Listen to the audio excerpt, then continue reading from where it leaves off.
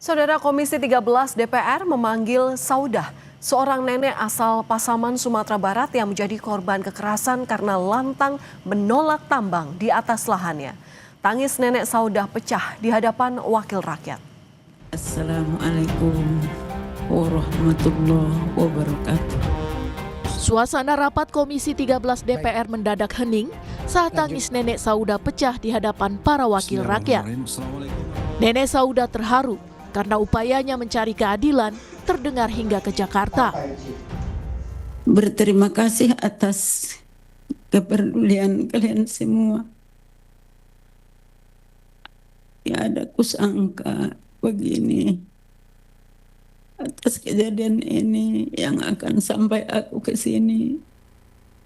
Mendengar semua yang ibu katakan, bapak katakan semua, saya berterima kasih sebanyak.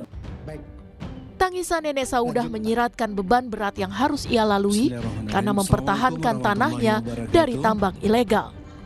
Selain penganiayaan fisik, nenek Saudah dikucilkan dan mendapat sanksi adat berupa pengusiran dari tempat tinggalnya, meski akhirnya sanksi tersebut dicabut.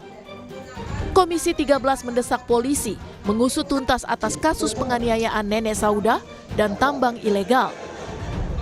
Ada dua keadilan yang harus ditegakkan dalam konteks kasus nenek Saudah, keadilan hukum dan keadilan adat. Yang pertama keadilan hukum.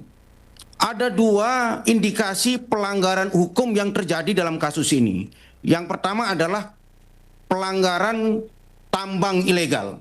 Apakah kepolisian Pasaman atau Polda Sumbar sudah menegakkan penegakan hukum dalam konteks tambang ilegal? Kalau belum, berarti ada apa? Yang kedua, dalam kasus penganiayaan nenek Saudah, saya nggak tahu manusia beragama apapun, kalau mereka bukan bagian dari penjahat, ketika ada seorang nenek-nenek dipukul oleh orang, pasti menolong, minimal membawa ke rumah sakit, bukan membiarkan itu saja.